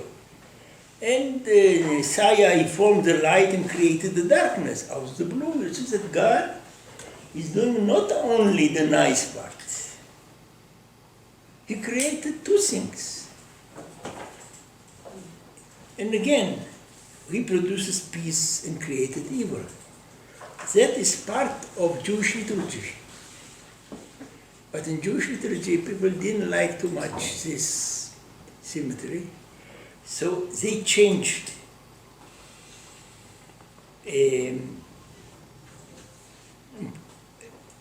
produced peace and created evil. It was him, and he created everything. That is the normal Jewish liturgy, using the verses, but changing one word. Because people didn't want to have this idea that God created evil. That was written in Isaiah. Okay, so that's another example in which other texts are invoked. Isaiah, Ecclesiastes, not only the firstborn and Genesis 1. You see that in a way, there is in the Bible something which can allow you speculations in this direction. So, very similar, and that's why I'm not going to read, is another text of Joseph Angelet, the Kabbalist, rather ignored in scholarship, active basically in Castile. For sure influenced by Moses of Burgos. If you compare, you see that influence of Moses of Burgos. But I would like to go to Moses de Leon, a very important Kabbalist. If he wrote the Zohar or not, we'll see tomorrow. In a text which is still not published, found in a manuscript, anonymous manuscript, but Sholem established that is Moses de Leon and his sure right. It's written as the following. It was not called Chokhmah, the second Sphira was not called Chokhmah, but after it has been purified of all refuse. Meaning, you see, something was created there, but it was a mixture. In order to have the pure divine wisdom or Sphira, you must remove the refuse. Since you will find that thought is not called true thought, except when it is subtle and pure knowledge, purified of all refuse. Now, that's a psychological issue that I would like to explain a little bit. The Kabbalists are saying, from time to time, never the first thought is the best. If you have first thought, think about it. You'll find something better. So what we say, they don't go with the first impulse, because the first impulse is imperfect. You must perfect a little bit. And then you will see at the beginning something negative emerged, but that helps you very much to improve it. That was written also here. Divine wisdom came with the refuse. But then you remove the refuse, and then you have the wisdom. Which means, would God act immediately according to this mixture? It would be a very bad word. But if you remove it, so you have a pure wisdom after the removal. But that happens very, very high in the divine sphere. Which means evil is not some excrement at the end of the creation. It is found before creation. But it is removed, and after it's removed, it became bad. But first it was not good and bad, it was a mixture. Like the mud in the grain in the water. Not bad or not, you don't see it. But when you remove it, it receives the status which exists in reality and is different from good, really different from good. But it is preceding good. It's a little bit shocking to think in such a way, but that is one of the lines that the Kabbalists attempted to understand now, not only text,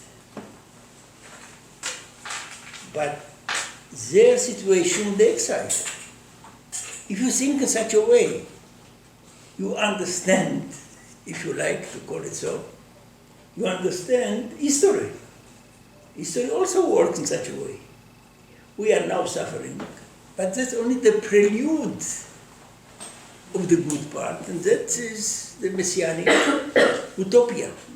So those are ways to offer interpretations, not just of verses in the Bible, but also of history.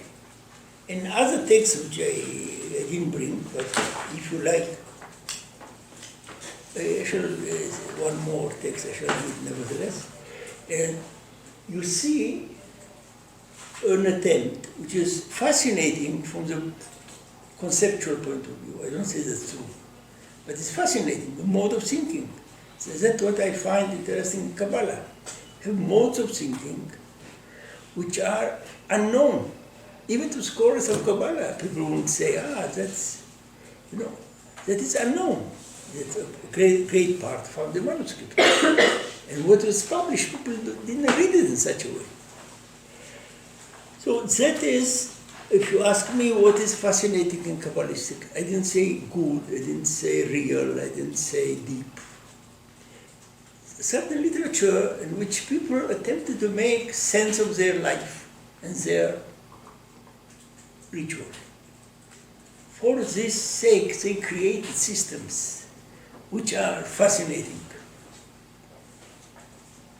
which help them to understand themselves, despite the fact there are different explanations to exactly the same thing in different Kabbalists. So Rekanati is a very, very nice text, which is found only in Rekanati, starting maybe from a Zoharic text, which is lost, and the last text of our friend Joseph of Hamadan. So, asking the question from where the demons emerged. That is the question which I didn't say. From where were they created? From the pure thought which ascended before the Holy One, blessed be He.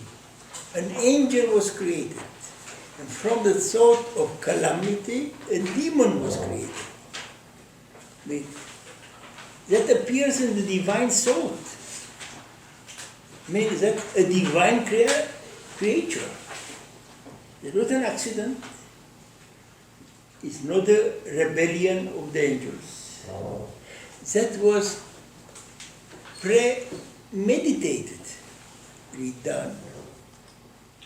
In the divine, which is called pure. So see what was going on. Meaning that purity doesn't mean that's just one. That's a good form of thinking. Takes in consideration the good and the bad together, and then you can separate. So here is the answer. From their demons and spirits and malign powers and lilin that came from the attribute of the left side. So here you see a very clear discussion of demons. Demons are not fallen angels. That's another explanation. Demons are coming from the divine thought, meaning that is premeditated, and that's the source, and that's called pure thought. And the idea of purity here is not that something which is, how to put it, totally ideal, but has a mixture. And nevertheless, that's called the pure thought. Okay, you have questions about it? Or maybe after tomorrow you'll apply the system to some issues that the Kabbalists didn't do. I mean, believe me, there are so many texts of it that when I found the first text of it in 79, I published it in a small article. I was not sure that they are going to publish the article because it was a little bit provocative, but it was published. Small article, 8-9 pages. And then I thought, okay, by reading more manuscripts, I made notes around it, more and more. I said, look, I shall write a long article in English. I started to write, became 450 pages. So many material I found on this principle alone. And believe me now, the English version is going to be longer because I found, meanwhile, more material. So that's not just some few texts. That is one way to imagine. We know that it's not good. But that's not enough to say it's not good and to despair. But to create a system in which the not good has a source, and that's going to have another purpose or another phase, which gives some place for hope. Okay, so there was a question here. Yeah, you? Yes. Yeah, I know you talked about how basically you don't think that the expulsion, the Spanish expulsion. Yeah. I know you talked about how the expulsion, you don't think that this Lurianic idea of exile being something good has something to do with the Spanish expulsion? Yes. Of Spanish Jewry, Sephardic Jewry. So, could you explain why you don't think it had, or why you think it's, you talked about it being like something that came a lot earlier. First of it, those texts were written and dated 13th century, early 14th century, long before the expulsion. Then comes the expulsion. My claim is that I made many years ago the claim. The expulsion from Spain is never mentioned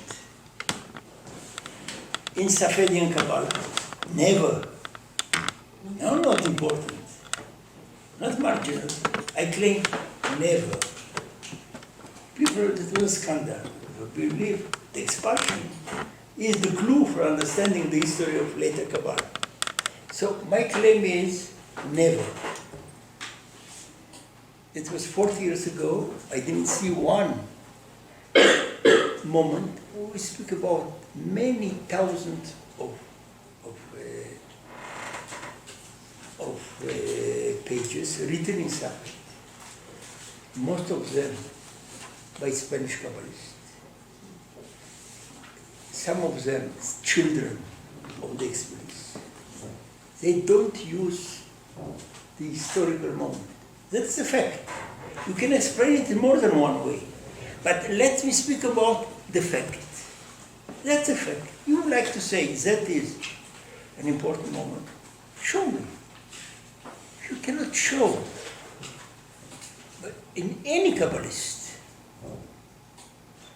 speaking about evil, about whatever, that was a factor, I don't have to accept it as a fact.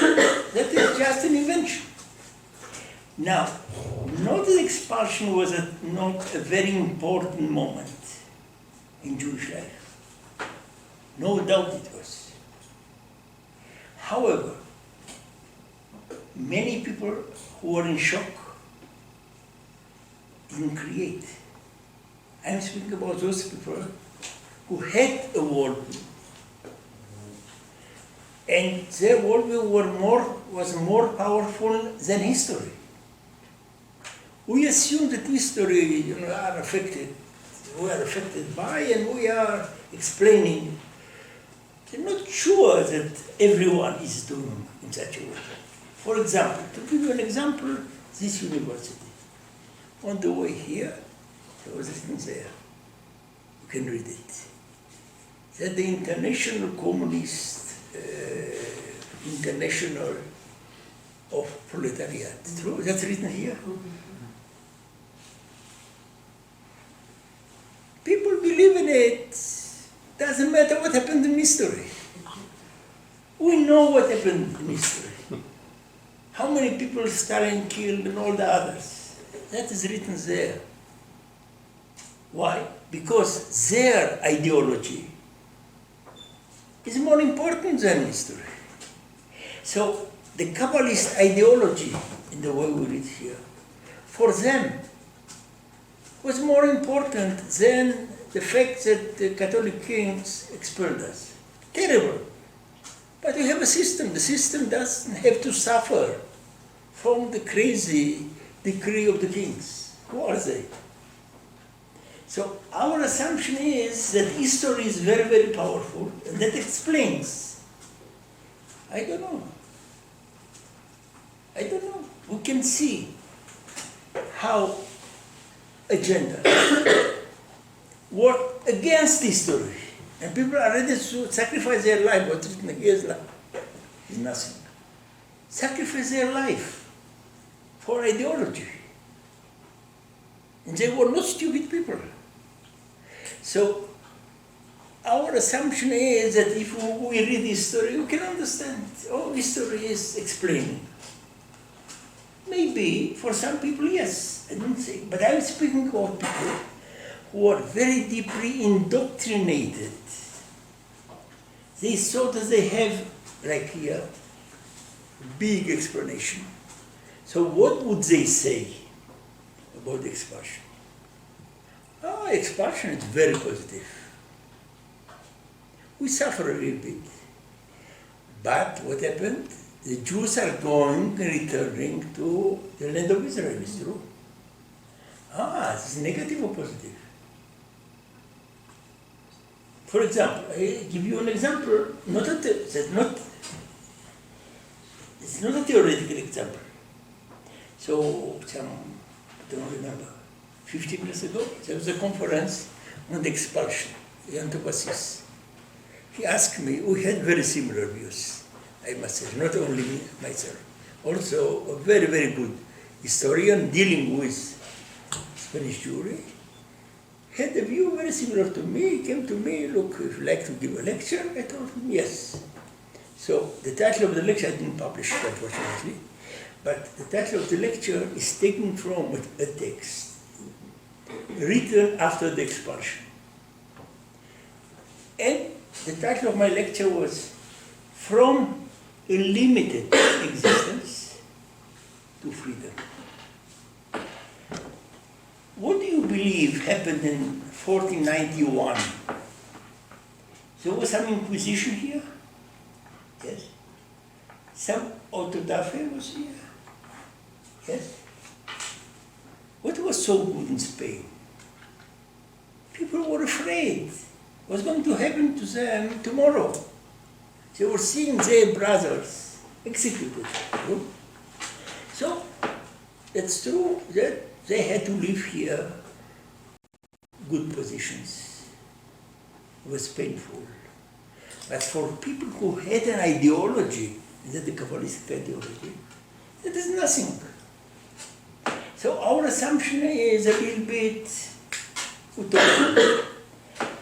Here the situation was wonderful. Out of the blue something happened. The Jews were expelled. And they were all the time thinking about it.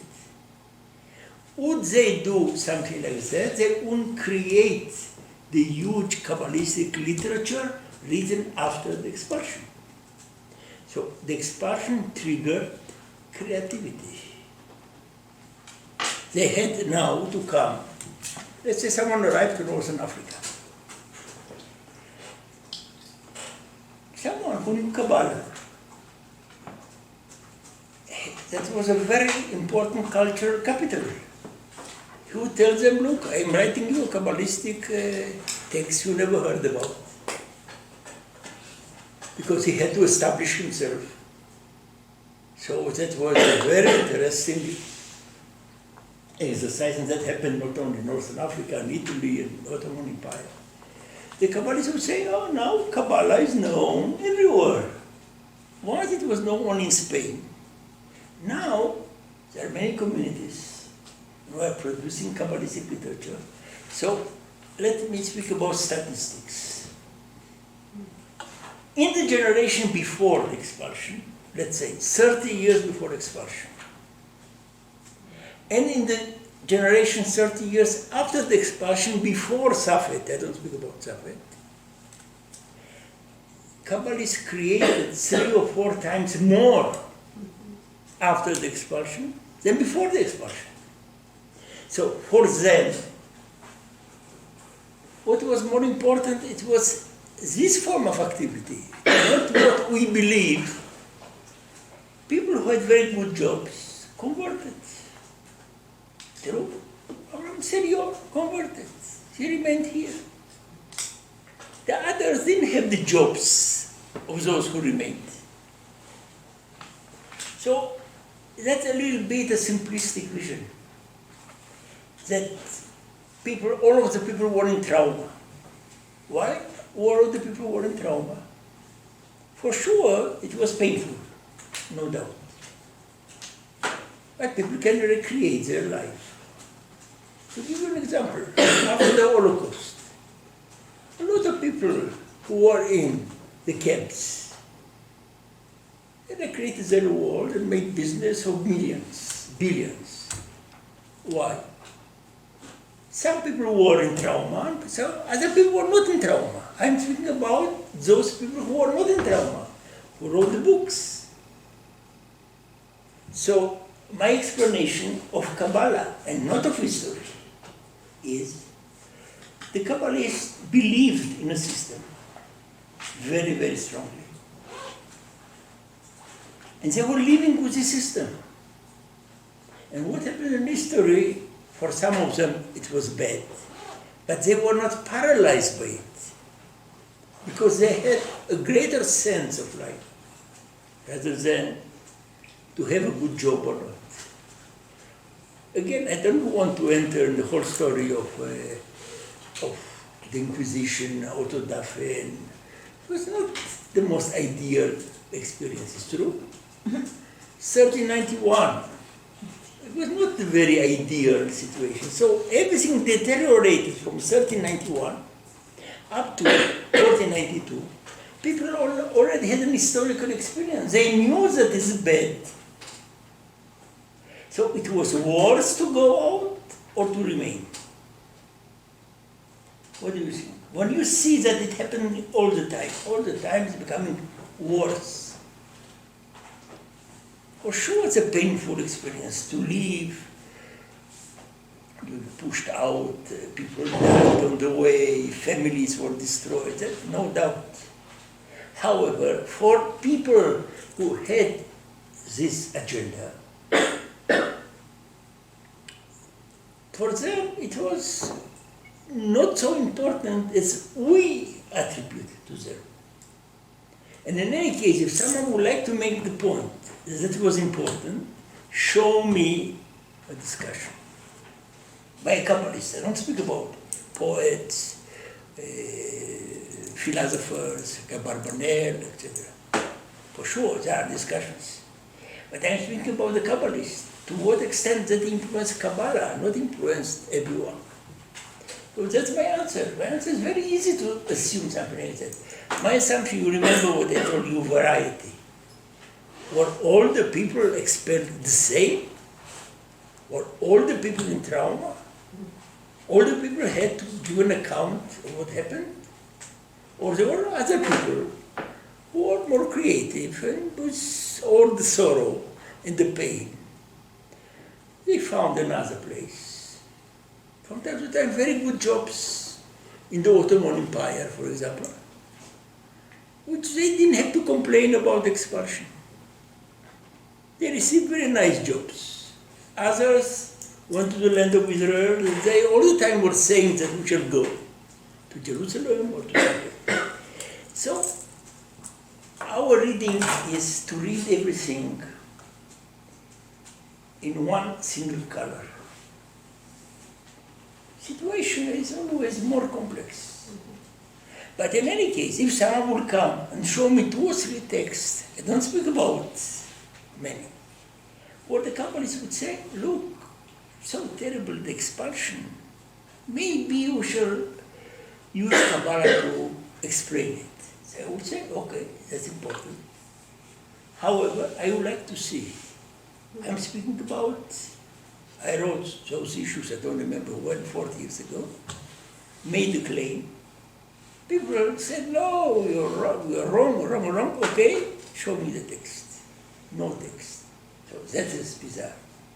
That's a huge literature. So again, I'm speaking about this literature and not about Jews, not about people who lost everything, and some of them for sure were in trauma and post-trauma and whatever. But I'm speaking about people who are able to create. Maybe that was a way to overcome the trauma, maybe. But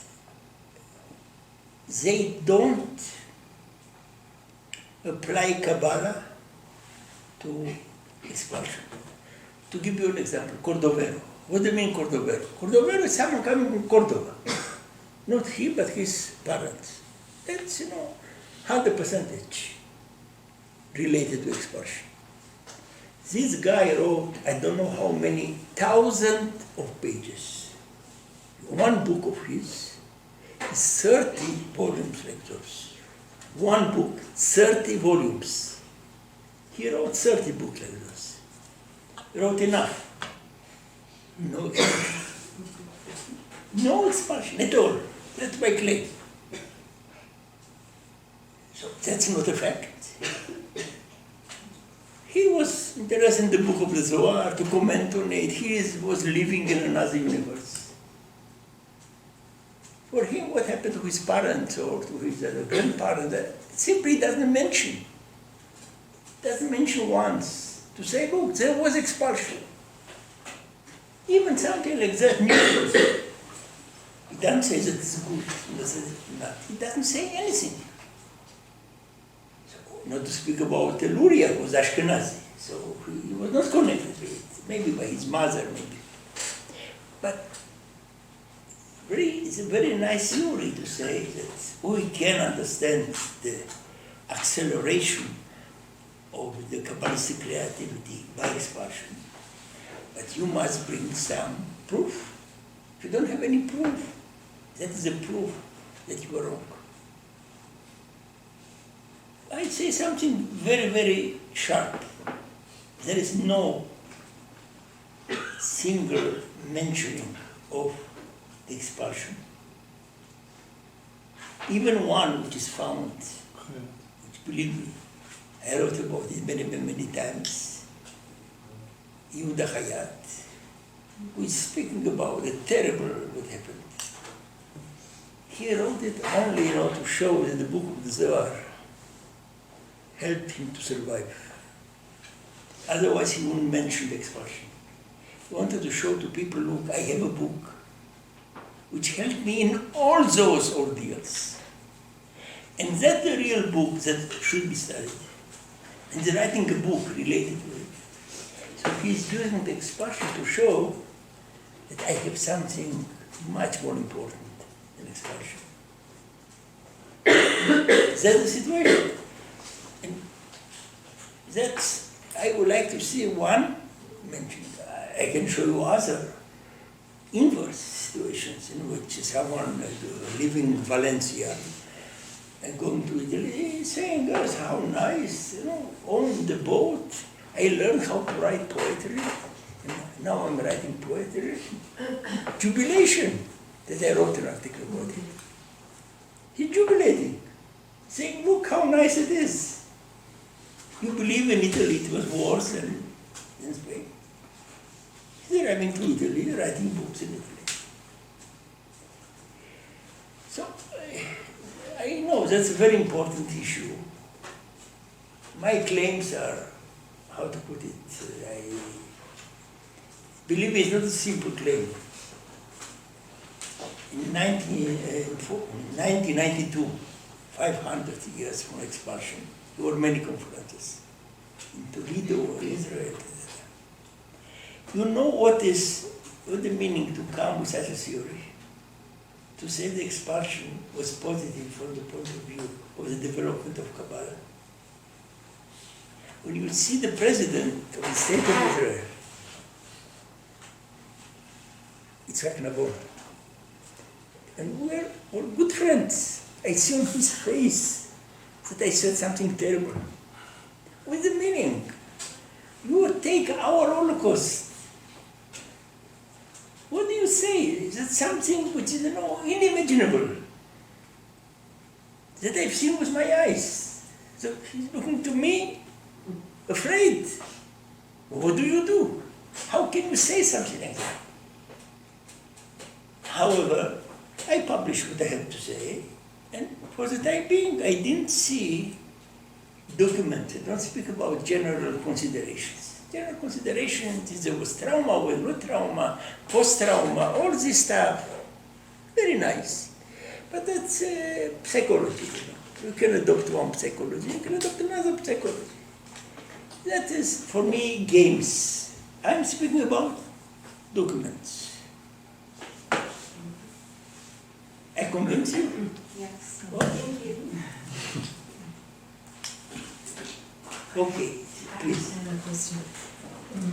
We can find some text where we can find this idea of dark and light, Yes.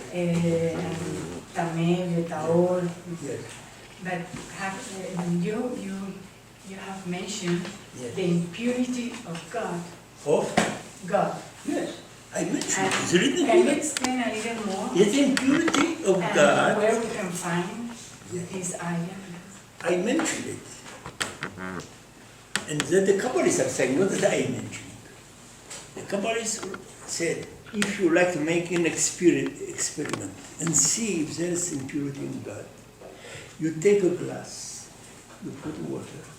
That the Kabbalists are saying, not me. And you wait and you'll see slowly how the impure part is descending. If you like, I wrote a whole article only on this simile, which starts not with expulsion, it starts long before the expulsion from spirit. Speaking about God, not about experiment of to understand God, they would say, make this experiment. So that's an article which I published recently, but my assumptions are the same many years. Meaning our assumption of God that's perfect There's a Greek story. It's not found in the Bible. The Bible doesn't have a perfect God. To chapter 3 is already removing Adam. Which means that this experiment didn't work. True? What happened to Abel, we know. What happened in the flood, he erased everything. Is a perfect God? He's saying, sorry, I made a mistake. I destroy everything in the flood. It's a perfect God. He destroyed the temple. It's a perfect God. So the idea of a perfect God is not a Jewish idea. It is found in Greek philosophy. Plato and Aristotle have ideas of a perfect God. Jews took over. People like Philo, like Maimonides. Most of the Jews were reading the Bible, that's all. They didn't have to study anything but to read the Bible. If you read the Bible, you don't have the sense of perfection. But if you come with the Greek philosophy, then you have a problem what to do with all those issues. But if you don't come with it and you just read the Bible, what is perfect there? Maybe God is not only omniscient, he doesn't know. He doesn't know what happens to, in the garden there. It's, the serpent there. What happens there with the serpent? He couldn't know in advance the serpent in the garden. Not a good idea. And so on. If you read the Bible, that's another type of thinking. We are indoctrinated by theories of perfection coming from Greece. And we assume, it's a long story because of Christian influence, that must be in the Bible. Because Christianity is coming from the Bible. And this perfection must be there. So the Jews bought this idea that is found in the Bible. Show me where in the Bible. I can show you many places God is not perfect. Show me one place in which God is perfect. The one place in the whole Bible. You know what is perfect in the Bible? Only one thing is perfect. The Torah. It's written. Torah Hashem Tmima. That is perfect. They have nothing similar to say about God. Isn't that interesting? So those views are not so difficult for Jews living in an intimate way with the Bible. It's not difficult. I believe that there's something very easy to demonstrate. We live in a Greek universe. That is the truth. That we believe in perfection, stasis, intellectual activities, all this stuff is Greek. You know that in the Bible you don't have a term for intellect. Because it's not important. But we are talking about the Hebrew word Shema. Shema. Shlema. Torah Hashem Tmima. Tmima. Tmima. Torah Hashem Tmima. That's perfect. It's written about God, He's perfect. Yeah, what would be the word applied to God? But there's I don't know what will be the word because it's not found in the Bible. I know what is found in Maimonides, which is much later. Okay. But I'm speaking about Bible. I'm speaking about rabbinic literature. Rabbinic literature, there are many examples, but just one example. That there was a dispute between a rabbi, and God attempted to intervene. So what the rabbis told him, look, we don't need your help. Leave us alone. That is the rabbinic literature, not the biblical literature. rabbinic principle, say, God, look, we have our debates, we should solve our debates, please don't intervene. That is rabbinic literature. Now, came Philo, and he studied Plato. He wanted to show how nice the Jews are, they have also the same ideas. So what happened to Philo? He was ostracized. No Jews quoting Philo for 1.5 millennium. Why? Because he had this perfection obsession, which for the Jews it was not important. Then came Maimonides with the idea of perfection. So what happened? It was a sharp controversy on Maimonides. He was excommunicated. Hear what I'm telling you. Maimonides, one of the most important figures ever in Judaism, was excommunicated. Why? Because he's writing things which are bizarre, they are Greek. So show me what the classical Jewish texts are speaking about the perfection of God. I would like to learn.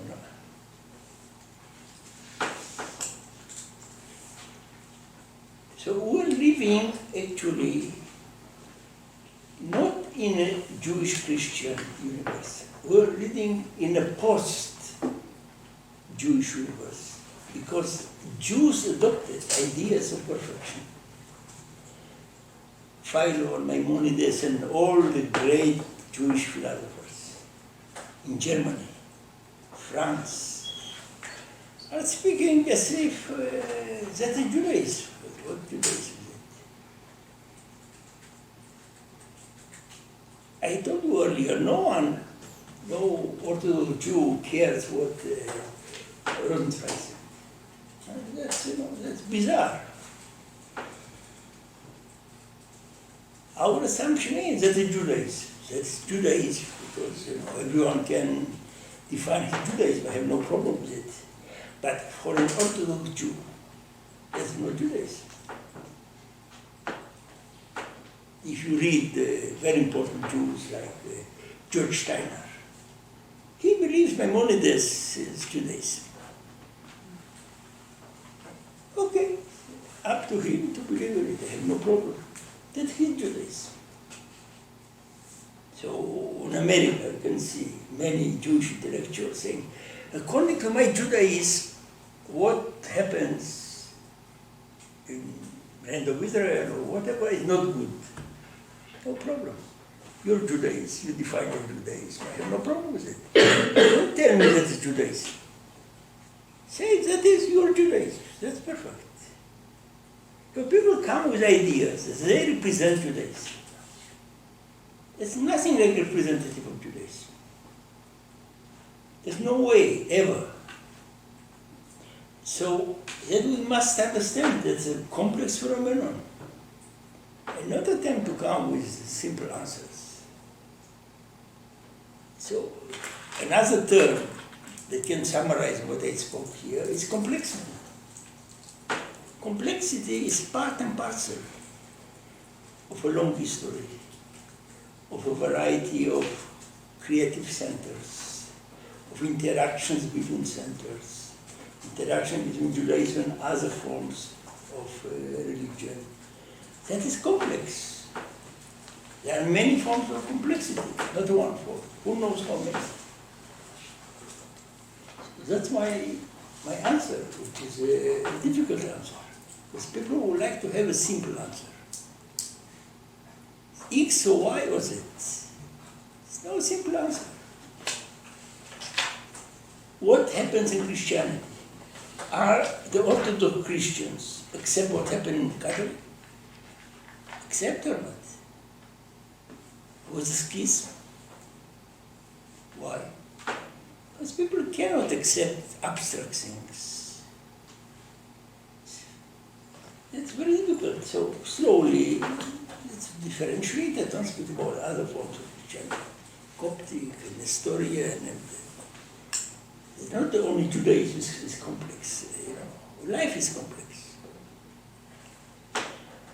Okay, so I complicated your life. So,